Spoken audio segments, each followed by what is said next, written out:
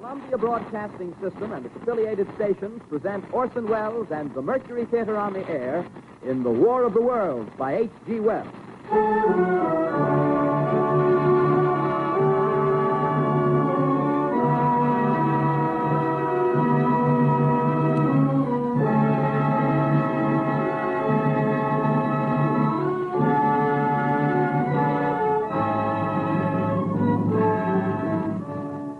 Ladies and gentlemen, the director of the Mercury Theater and star of these broadcasts, Orson Welles. We know now that in the early years of the 20th century, this world was being watched closely by intelligences greater than man's, and yet as mortal as his own. We know now that as human beings busied themselves about their various concerns, they were scrutinized and studied, perhaps almost as narrowly as a man with a microscope might scrutinize the transient creatures that swarm and multiply in a drop of water.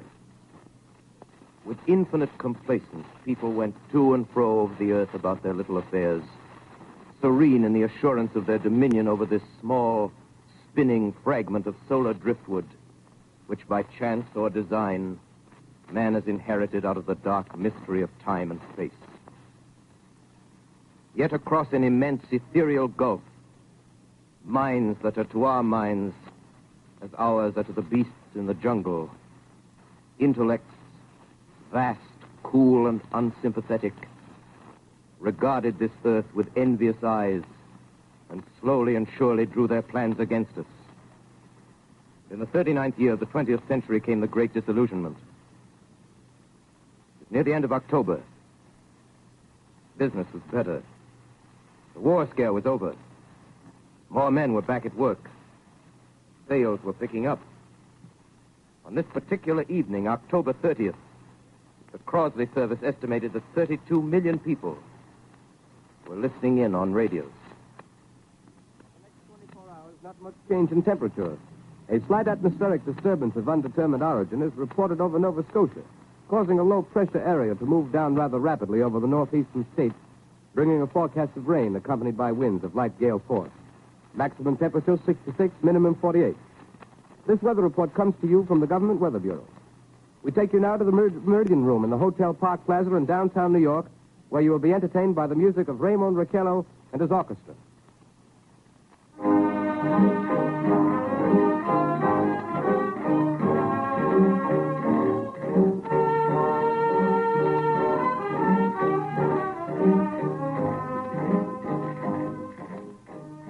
Good evening, ladies and gentlemen.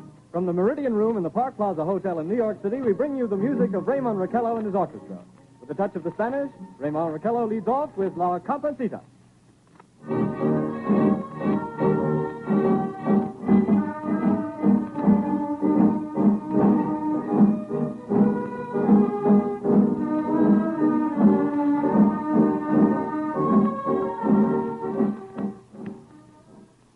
Ladies and gentlemen, we interrupt our program of dance music to bring you a special bulletin from the Intercontinental Radio News.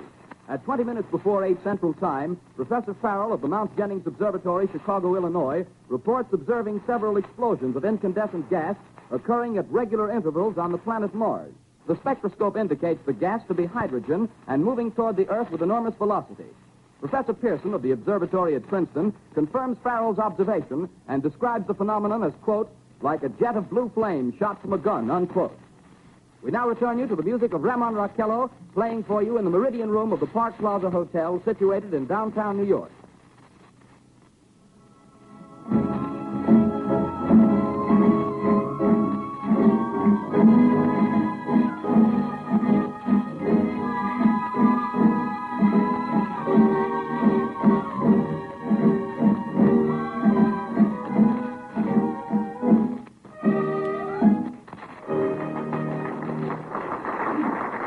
And now a tune that never loses favor, the ever-popular Stardust, Raymond Raquello and his orchestra.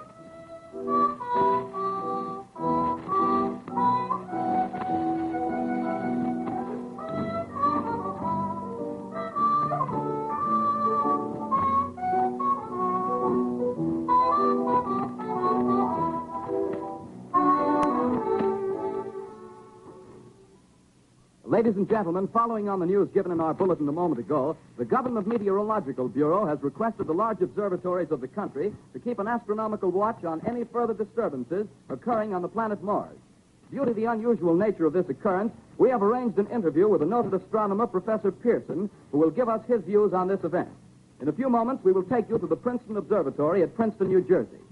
We return you until then to the music of Raymond Raquello and his orchestra.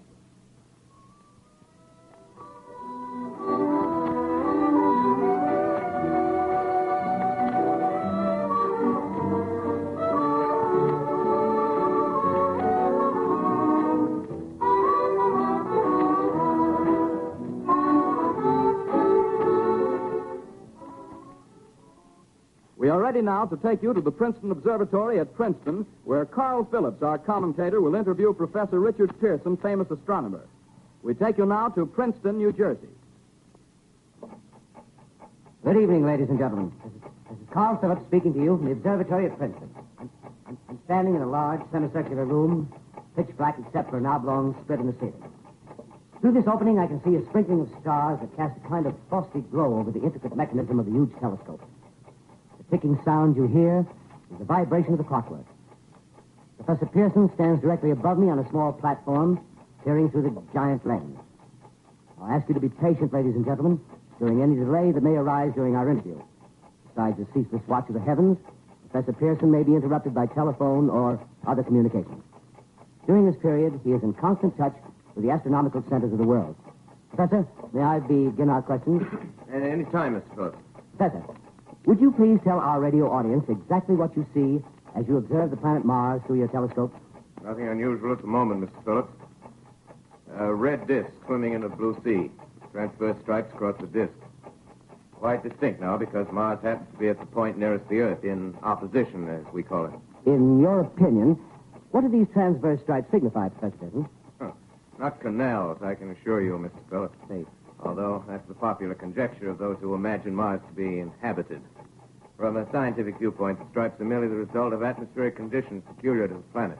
Then you're quite convinced, as a scientist, that living intelligence as we know it does not exist on Mars? I say the chances against it are 1,000 to 1. And yet, how do you account for these gas eruptions occurring on the surface of the planet at regular intervals? Phillips, I cannot account for it. By the way, Professor, for the benefit of our listeners, how far is Mars from the Earth? Approximately 40 million miles. Well, that seems a safe enough distance. Just a moment, ladies and gentlemen. Someone has just handed Professor Pearson a message. While he reads it, let me remind you that we are speaking to you from the observatory in Princeton, New Jersey, where we are interviewing the world-famous astronomer, Professor Pearson. One moment, please. Professor Pearson has passed me a message which he has just received. Professor, may I read the message to the listening audience? Certainly, Mr. Phillips. Ladies and gentlemen, I shall read you a wire addressed to Professor Pearson from Dr. Gray of the Natural History Museum, New York. Quote, 9:15 p.m. Eastern Standard Time. Seismograph registered shock of almost earthquake intensity occurring within a radius of 20 miles of Princeton. Please investigate. Signed, Lloyd Gray, Chief of Astronomical Division. Unquote. Professor Pearson, could this occurrence possibly have something to do with the disturbances observed on the planet Mars? Hardly, Mr. Phillips. This is probably a meteorite of unusual size, and its arrival at this particular time is merely a coincidence. However, we shall conduct a search as soon as daylight permits. Thank you, Professor. Ladies and gentlemen, for the past 10 minutes, we've been speaking to you from the observatory at Princeton, bringing you a special interview with Professor Pearson, noted astronomer. This is Carl Phillips speaking. We are returning you now to our New York studio.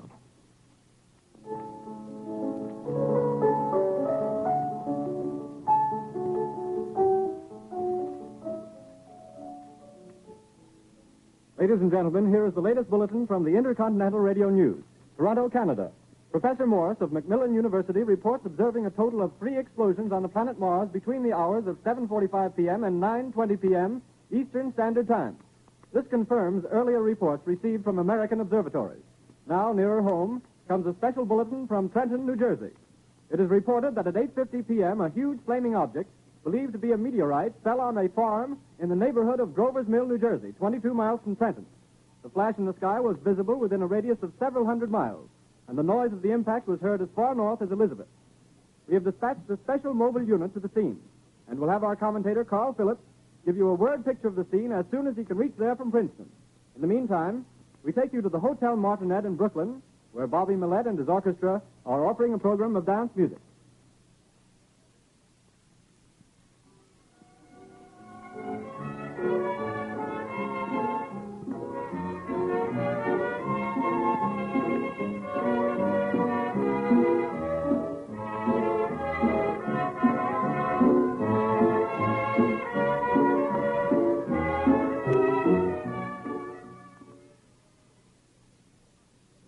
We take you now to Grover's Mill, New Jersey.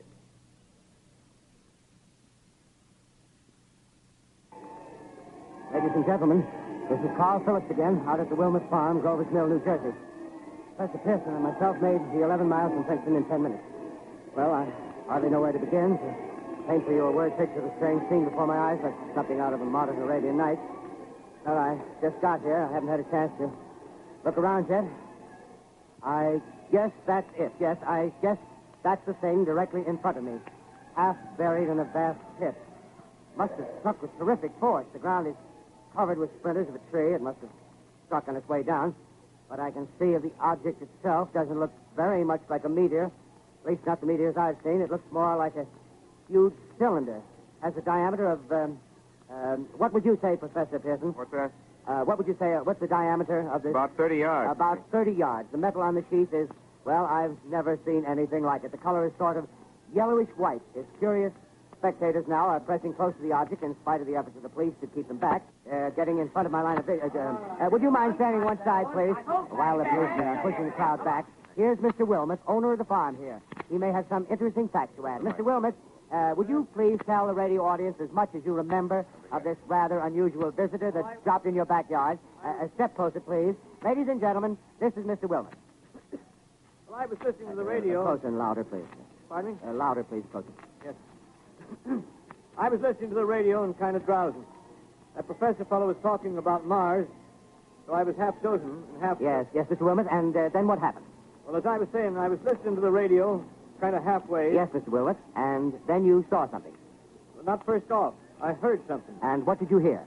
A hissing sound like this. Kind of like a 4th of July rocket. Yes, then what? I turned my head out the window and would have sworn I was asleep and dreaming. Yes? I seen a kind of greenish streak and then zingo. Something smacked the ground, knocked me clear out of my chair. Well, were you frightened, Mr. Wilmot? Well, I ain't quite sure. I reckon I was kind of riled. Well, thank you, Mr. Wilmot. Thank you very much. Yeah, you want me to tell No, that's some quite more? all right. That's plenty. Ladies and gentlemen, you've just heard Mr. Wilmot, owner of the farm where this thing has fallen. I wish I could convey the atmosphere, the background of this fantastic scene. Hundreds of cars are parked in a field in back of us, and the police are trying to rope off the roadway leading into the farm, but it's no use. They're breaking right through.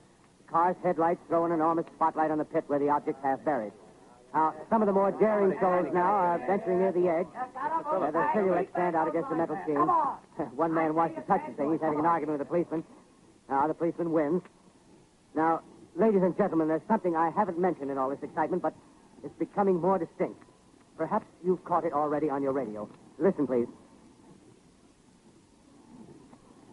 Do you hear it? It's a curious humming sound that seems to come from inside the object. I'll move the microphone nearer. Here. Now, we're not more than 25 feet away. Can you hear it now? Professor Pearson, Yes, Mr. can you tell us the meaning of that scraping noise inside the thing? Possibly the unequal cooling of its surface. I say, do you still think it's a meteor, Professor? I don't know what to think. The metal casing is definitely extraterrestrial. Not found on this Earth. Friction with the Earth's atmosphere usually tears holes in a meteorite. This thing is smooth, and you can see its cylindrical Just a minute. shape. Something's happening. Ladies and gentlemen, this is terrific. This end of the thing is beginning to flake off. The top is beginning to rotate like a screw, and the thing must be hollow. He's moving. Keep back there. Keep back there. Keep those men back. Keep back there. Keep those idiots back. He's off. The top blew. Look out there. Stand back. Ladies and gentlemen, this is the most terrifying thing I've ever witnessed. Wait a minute. Someone's crawling out of something. I can see turning out of that black hole two luminous discs. The eyes, it might be a face, might be almost... Good heavens. Something wriggling out of the shadow like a gray snake. Now it's another one, and another one, and another one. They look like tentacles to me. Oh, yeah, I can see the thing's body. Now it's large. It's as large as a bear. It glistens like wet leather, but that face, ladies and gentlemen, it's indescribable. I can hardly force myself to keep looking at it. It's so awful. The eyes are black, and they gleam like a serpent. The mouth is kind of V-shaped with saliva dripping from its rimless lips. It seems to quiver and pulsate, and the monster, or whatever it is, can hardly move. It seems weighed down by possibly gravity or something. The thing's rising up now, and the crowd falls back. They've seen plenty. The most extraordinary experience, ladies and gentlemen. I can't find words.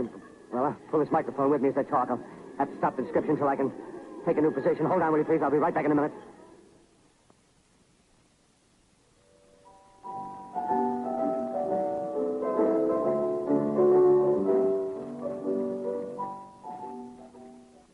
We are bringing you an eyewitness account of what's happening on the Wilmuth Farm, Grover's Mill, New Jersey.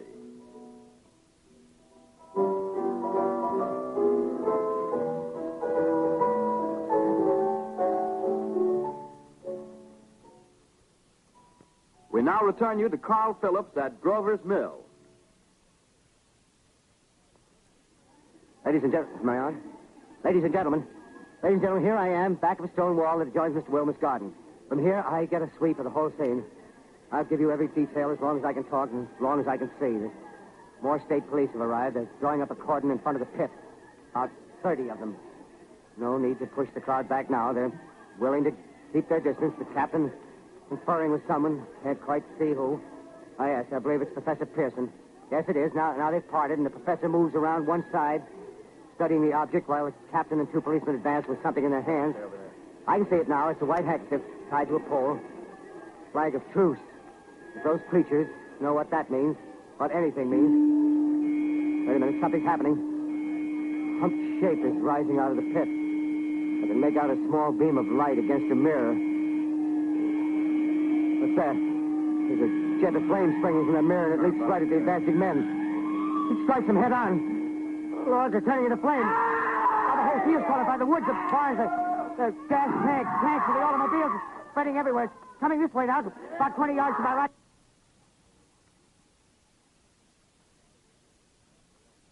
Ladies and gentlemen, due to circumstances beyond our control, we are unable to continue the broadcast from Grover's Mill. Evidently, there's some difficulty with our field transmission. However, we will return to that point at the earliest opportunity. In the meantime, we have a late bulletin from San Diego, California. Professor Indelkoffer, speaking at a dinner of the California Astronomical Society, expressed the opinion that the explosions on Mars are undoubtedly nothing more than severe volcanic disturbances on the surface of the planet. We continue now with our piano interlude.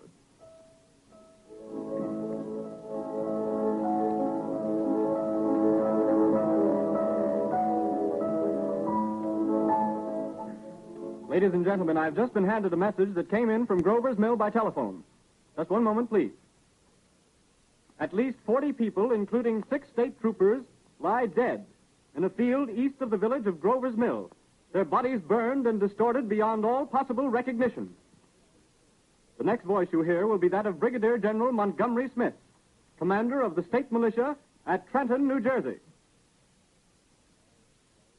I have been requested by the governor of New Jersey to place the counties of Mercer and Middlesex as far west as Princeton and east to Jamesburg under martial law. No one will be permitted to enter this area except by special pass issued by state or military authorities. 4 companies of state militia are proceeding from Trenton to Grover's Mill and will aid in the evacuation of homes within the range of military operations. Thank you. You have just been listening to General Montgomery Smith, commanding the state militia at Trenton. In the meantime, further details of the catastrophe at Grover's Mill are coming in.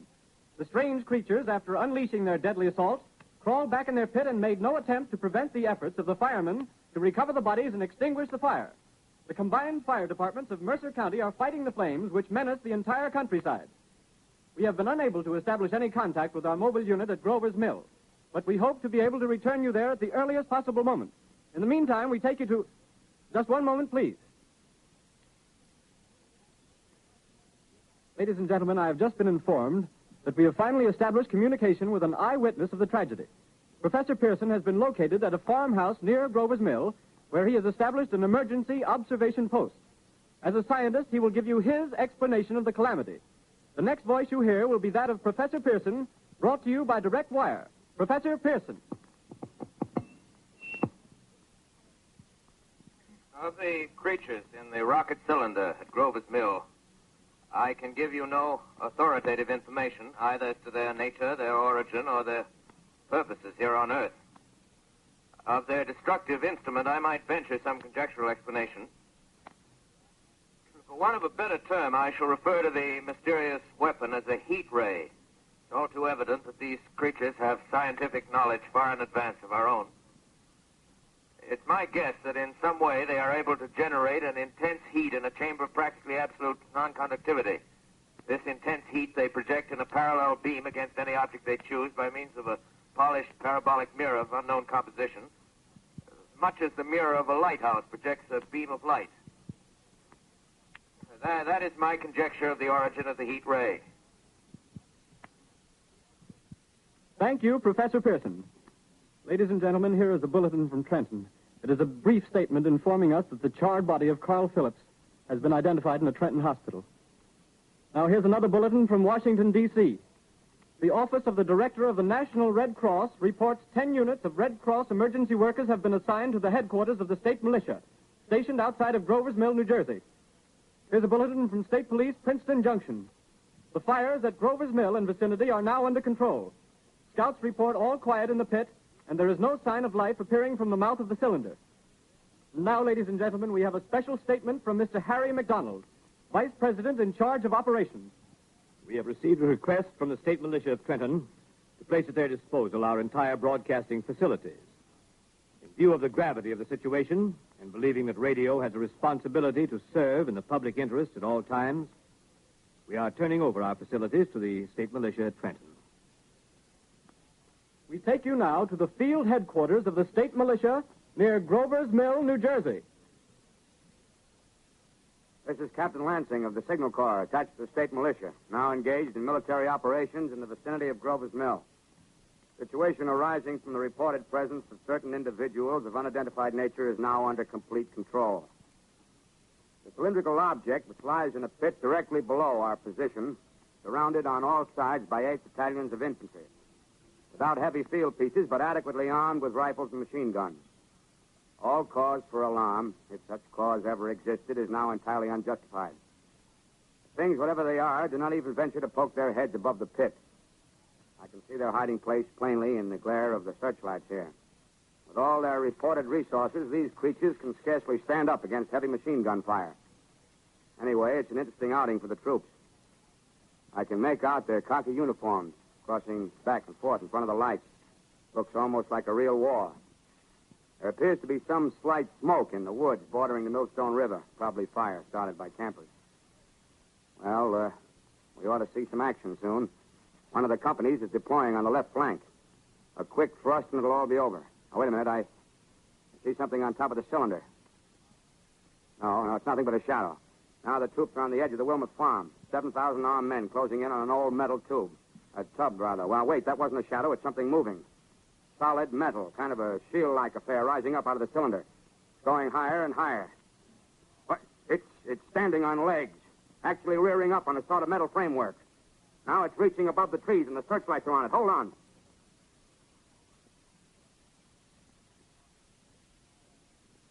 Ladies and gentlemen, I have a grave announcement to make.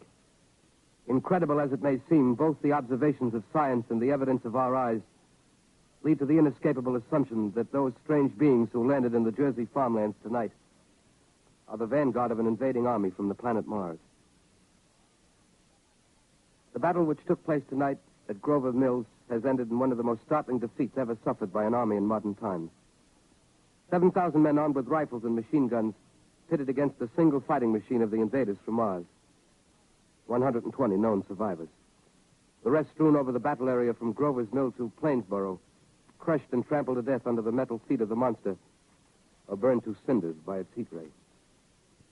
The monster is now in control of the middle section of New Jersey and has effectively cut the state through its center. Communication lines are down from Pennsylvania to the Atlantic Ocean. Railroad tracks are torn and service from New York to Philadelphia discontinued, except routing some of the trains through Allerton and Phoenixville. Highways to the north, south, and west are clogged with frantic human traffic. Police and army reserves are unable to control the mad flight. By morning, the fugitives will have swelled Philadelphia, Camden, and Trenton. It is estimated to twice their normal population. Martial law prevails throughout New Jersey and eastern Pennsylvania. At this time, we take you to Washington for a special broadcast on the national emergency. The Secretary of the Interior. Citizens of the nation, I shall not try to conceal the gravity of the situation that confronts the country, nor the concern of your government in protecting the lives and property of its people. However, I wish to impress upon you, private citizens and public officials, all of you, the urgent need of calm and resourceful action. Fortunately, this formidable enemy is still confined to a comparatively small area, and we may place our faith in the military forces to keep them there. In the meantime, placing our faith in God, we must continue the performance of our duties, each and every one of us, so that we may confront this destructive adversary with a nation united, courageous, and consecrated to the preservation of human supremacy on this earth. I thank you. You have just heard the Secretary of the Interior speaking from Washington. Bulletins too numerous to read are piling up in the studio here. We're informed that the central portion of New Jersey is blacked out from radio communication due to the effect of the heat ray upon power lines and electrical equipment. Here's a special bulletin in New York.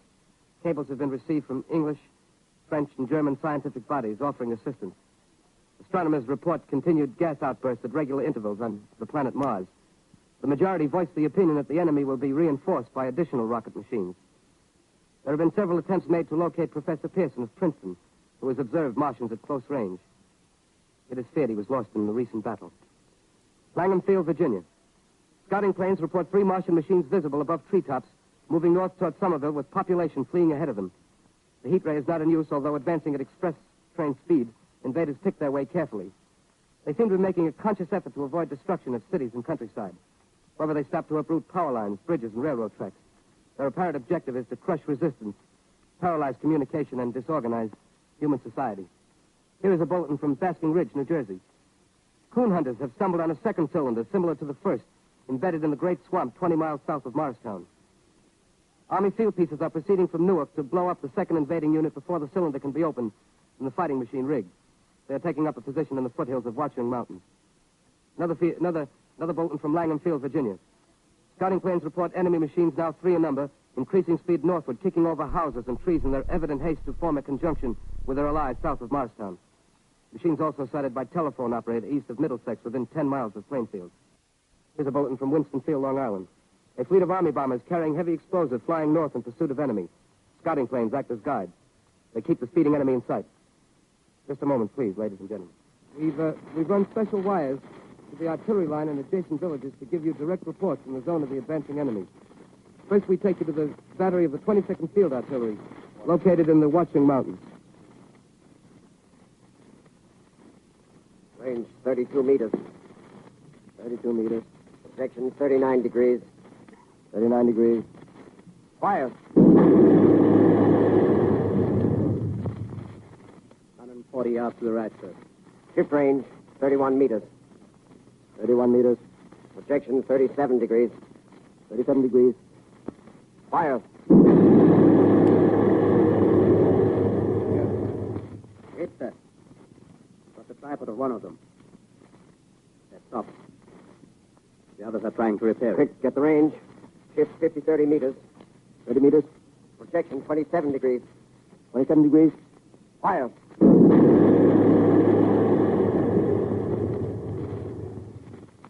Can't see the cell lamp, sir. Letting off a smoke. What is it? Black smoke, sir. Moving this way. Lying close to the ground. Moving fast. Put on gas mask. Get ready to fire.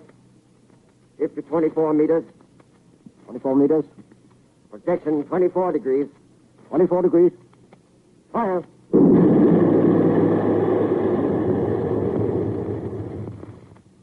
Can't see, sir.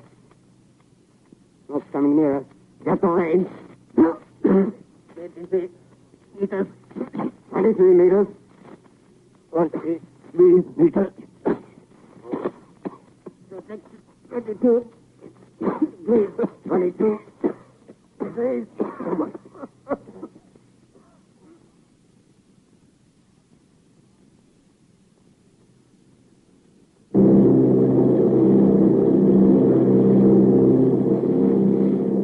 Army bombing plane B-843 off Bayonne, New Jersey. Lieutenant Bolt, commanding 8 bombers, reporting to Commander Fairfax, Langham Field.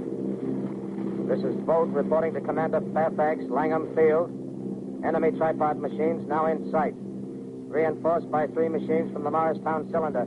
6 altogether. 1 machine partially crippled. Believed hit by shell from Army gun in Watchung Mountains. Guns now appear silent. A heavy black fog hanging close to the earth of extreme density, nature unknown. No sign of heat ray. Enemy now turns east, crossing Passaic River into the Jersey marshes. Another straddles the Pulaski Skyway. Evident objective is New York City. They're pushing down a high-tension power station. Machines are close together now, and we're ready to attack. Planes circling, ready to strike. 1,000 yards, and we'll be over the first.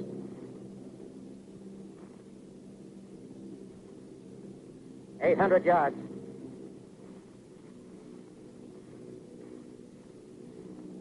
$600.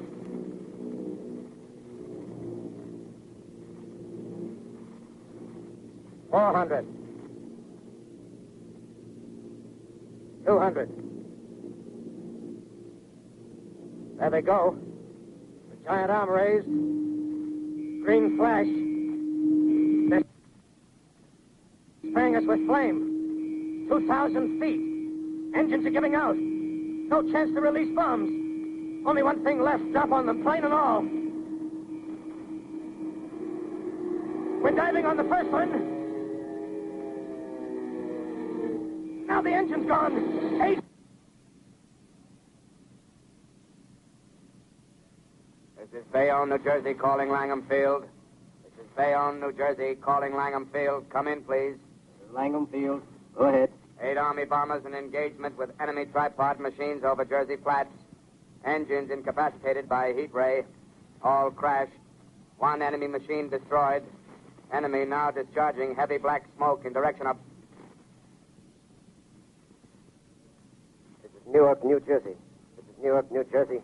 Warning. Poisonous black smoke pouring in from Jersey marshes. Street is South Street. Gas masks useless. Urge population to move into open spaces. Automobiles use routes 7, 23, 24. Avoid congested areas. Smoke now spreading over Raymond Boulevard.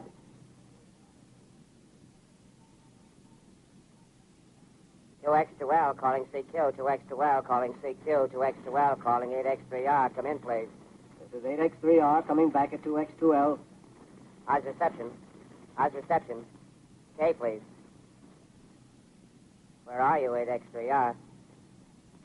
What's the matter? Where are you?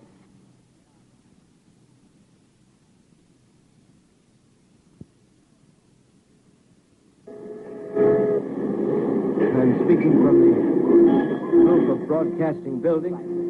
I'm speaking from the roof of Broadcasting Building, New York City. The bells you hear are ringing to warn the people to evacuate the city as Martians approach.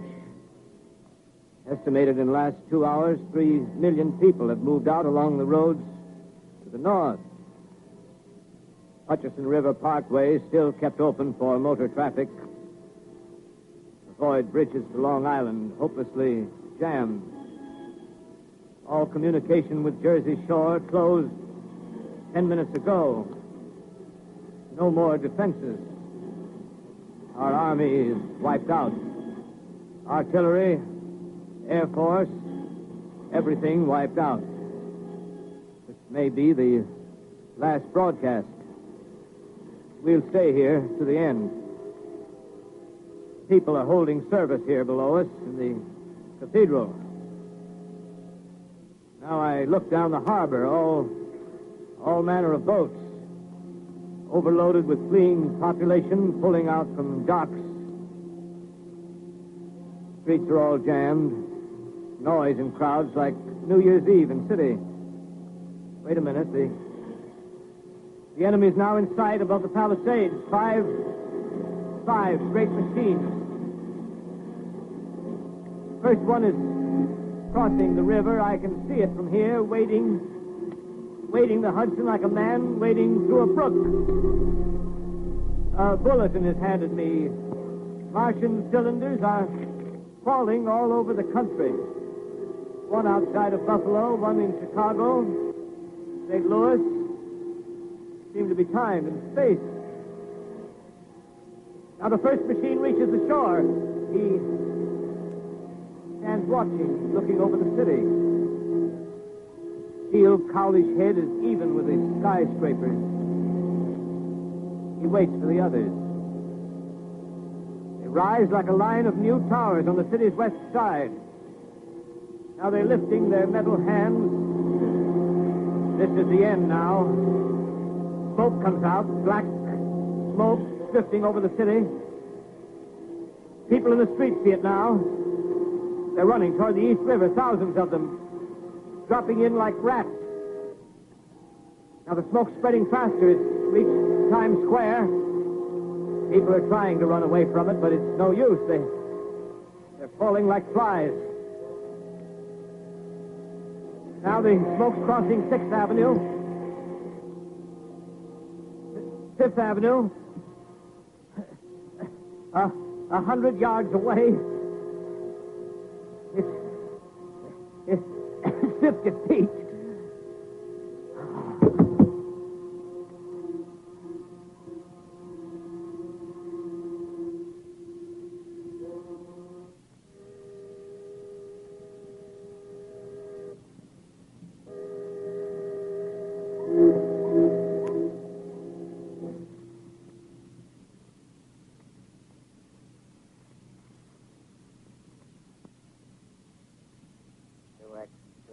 Calling CQ. 2X2L calling CQ. 2X2L calling CQ, New York. Isn't there anyone on the air? Isn't there anyone on the air? Isn't there anyone? 2X2L.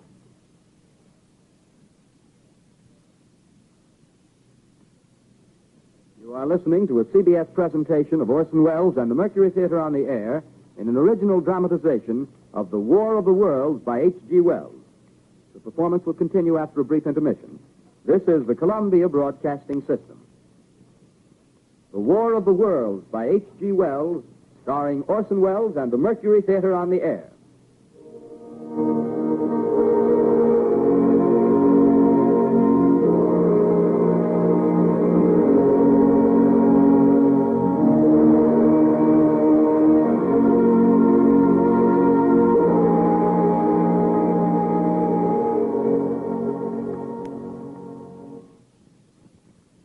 I set down these notes on paper. I'm obsessed by the thought that I may be the last living man on Earth. I've been hiding in this empty house near Grover's Mill, a small island of daylight cut off by the black smoke from the rest of the world. All that happened before the arrival of these monstrous creatures in the world now seems part of another life. A life that has no continuity with the present. Furtive existence of the lonely derelict who pencils these words on the back of some astronomical notes bearing the signature of Richard Pearson. I look down at my blackened hand and I try to connect them with a professor who lives at Princeton and who, on the night of October 20th, glimpsed through his telescope an orange splash of light on a distant planet. My wife, my colleagues, my students, my books, my observatory, my world. Where are they? Did they ever exist? Am I Richard Pearson? What day is it? Do days exist without calendars? Does time pass when there are no human hands left to wind the clocks? Writing down my daily life, I tell myself I shall preserve human history between the dark covers of this little book that was meant to record the movements of the stars. But to write, I must live, and to live, I must eat. Find moldy bread in the kitchen and an orange not too spoiled to swallow. Keep watch at the window. Time to time, I catch sight of a Martian above the black smoke.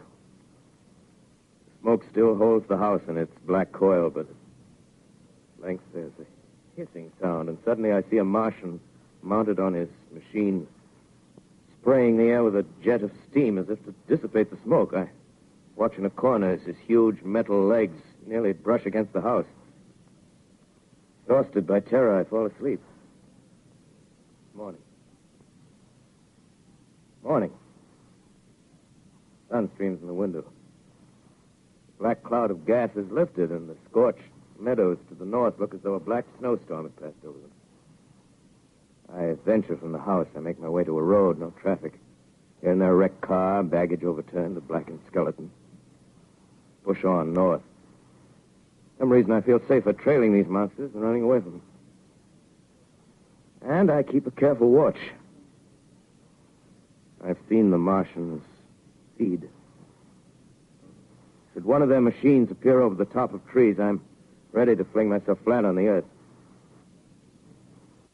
Come to a chestnut tree. October. Chestnuts are ripe. Fill my pockets. Must keep alive. 2 days I wander in a vague northerly direction through a desolate world. Finally, I notice a living creature. A small red squirrel in a beech tree. I stare at him and wonder. He stares back at me. I believe at that moment the animal and I shared the same emotion. The joy of finding another living being. Push on north. I find dead cows in a brackish field, and beyond the charred ruins of a dairy, the silo remains standing guard over the wasteland like a lighthouse, deserted by the sea. Astride the silo perches a weathercock. The arrow points north. North. Next day, I come to a city. City vaguely familiar in its contours, yet its buildings strangely dwarfed and leveled off as if a giant had sliced off its highest towers with a capricious sweep of his hand. Reached the outskirts. I found Newark. Newark, undemolished but humbled by some whim of the advancing Martians. Presently, with an odd feeling of being watched, I caught sight of something crouching in a doorway. I made a step towards it. It rose up and became a man. A man armed with a large knife. Stop! Where do you come from? I come from many places. A long time ago, from Princeton. Princeton, huh? That's near Grover's Mill. Yes. Grover's Mill. There's no food here. This is my country. All this end of town down the river. There's only food for one. Which way are you going? I don't know. I guess I'm looking for people. Hey, what was that? You hear something just then? No. Only a bird. A live bird. You get to know that birds have shadows these days. Hey, we're in the open here. Let's crawl in this doorway here and talk. Have you seen any Martians? No. They're going over to New York. Night, the sky's alive with their lights, just as if people were still living in it. By daylight, you can't see them. 5 days ago, a couple of them carried something big across the flats from the airport. I think they're learning how to fly. Fly? Yeah, fly. Well, it's all over with humanity. Stranger, there's still you and I. 2 of us left. Yeah. They got themselves in solid. They wrecked the greatest country in the world. Those green stars, they're probably falling somewhere every night. They've only lost one machine. There isn't anything to do. We're done. We're licked. Where were you? You're in a uniform. Yeah, what's left of it. I was in the militia. National Guard. That's good. There wasn't any war. Any more than there's war between men and ants. Yes, but we're eatable ants. I found that out. What'll they do to us? I thought it all out. Right now, we're caught as we're wanted. A Martian only has to go a few miles to get a crowd on the run. But they won't keep on doing that. They'll begin catching us systematic, like keeping the best and storing us in cages and things. They haven't begun on us yet. Not begun? Not begun. All that's happened so far is because we don't have sense enough to keep quiet. Bothering them with guns and such stuff and losing our heads and rushing off in crowds. No, instead of our rushing around blind, we got to fix ourselves up. Fix ourselves up according to the way things are now. Cities, nations, civilization, progress. Yes, but if that's so, what is there to live for? Well, there won't be any more concerts for 1,000,000 years or so, and no nice little dinners at restaurants. If it's amusement you're after, I guess the game's up.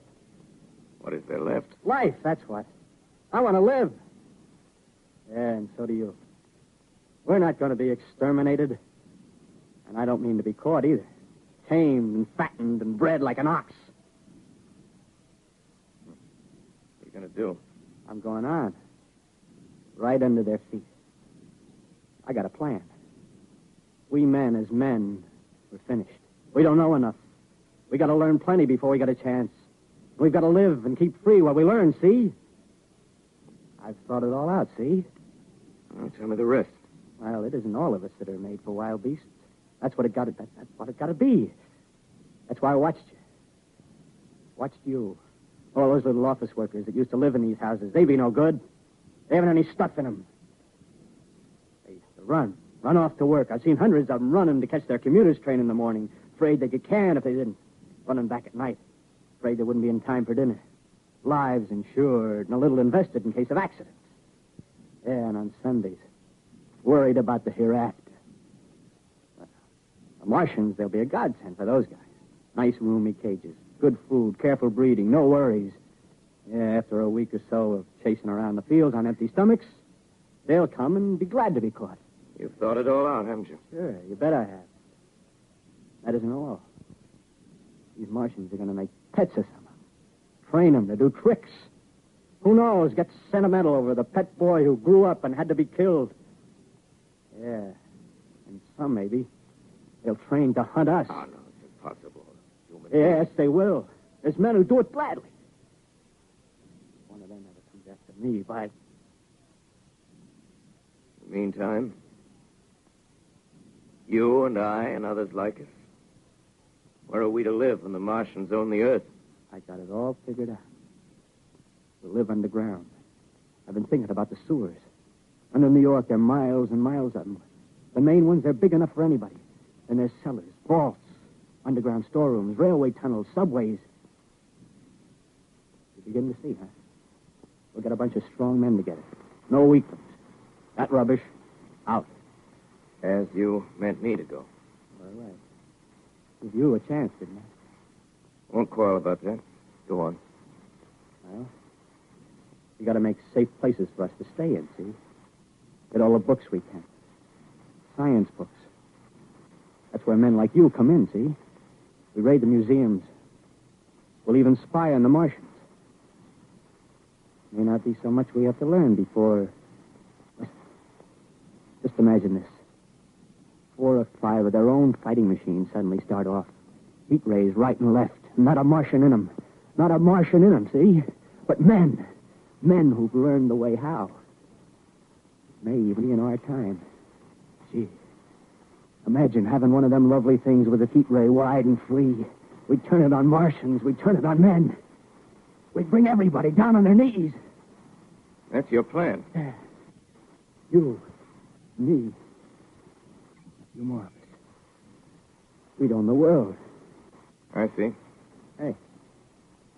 Hey, what's the matter? Where are you going? Not to your world. Bye, stranger.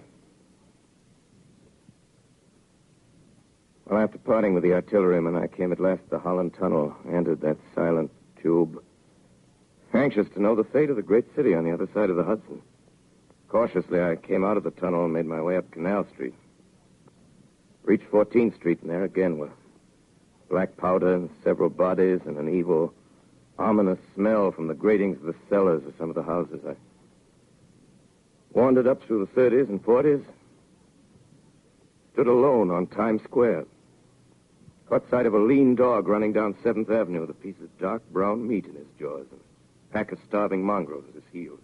Made a wide circle around me as though he feared I might prove a fresh competitor. Walked up Broadway in the direction of that strange powder, past silent shop windows, displaying their mute wares to empty sidewalks. Past the Capitol Theater, silent, dark. Past a shooting gallery where a row of empty guns faced an arrested line of wooden ducks. Near Columbus Circle, I noticed models of 1939 motor cars in the showrooms facing empty streets. Over the top of the General Motors building, I watched a flock of black birds circling in the sky. Hurried on. Suddenly, I caught sight of the hood of a Martian machine, standing somewhere in Central Park, gleaming in the late afternoon sun. An insane idea. I rushed recklessly across Columbus Circle and into the park. I climbed a small hill above the pond at 60th Street, and from there I could see, standing in a silent row along the mall, 19 of those great metal titans, their cowls empty, their steel arms hanging listlessly by their sides. I looked in vain for the monsters that inhabit those machines. Suddenly, my eyes were attracted to the immense flock of black birds that hovered directly below me. They circled to the ground. And there before my eyes, stark and silent, lay the Martians with the hungry birds pecking and tearing brown shreds of flesh from their dead bodies. Later, when their bodies were examined in laboratories, it was found that they were killed by the putrefactive and disease bacteria against which their systems were unprepared. Slain, after all, man's defenses had failed by the humblest thing that God, His wisdom, has put upon this earth. Before the cylinder fell, there was a general persuasion that through all the deep of space, no life existed beyond the petty surface of our minute sphere. Now we see further. Dim and wonderful is the vision I've conjured up in my mind of life spreading slowly from this little seedbed of the solar system throughout the inanimate vastnesses of sidereal space. But a remote dream, maybe. Maybe that the destruction of the Martians is only a reprieve to them and not to us. The future ordained, perhaps. Strange it now seems to sit in my peaceful study at Princeton, writing down this last chapter of the record, begun at a deserted farm in Grover's Mill. Strange to watch children playing in the streets. Strange to see young people strolling on the green where the new spring grass heals the last black scars of a bruised earth. Strange to watch the sightseers enter the museum where the dissembled parts of a Martian machine are kept on public view. Strange when I recall the time when I first saw it. Bright and clean-cut, hard and silent under the dawn of that last great day.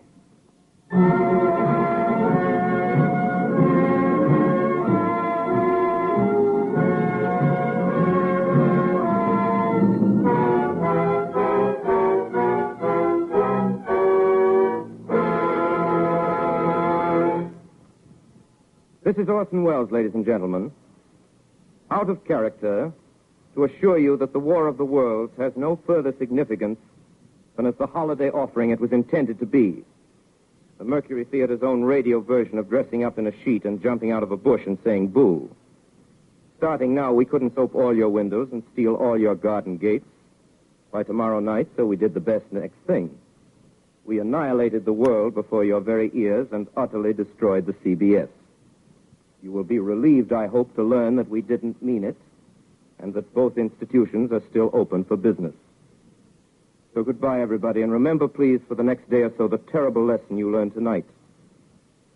That grinning, glowing, globular invader of your living room is an inhabitant of the pumpkin patch, and if your doorbell rings and nobody's there, that was no Martian. It's Halloween.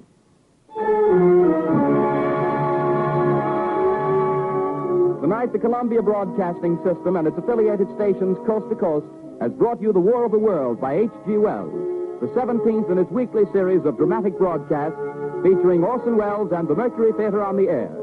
Next week, we present a dramatization of 3 famous short stories. This is the Columbia Broadcasting System.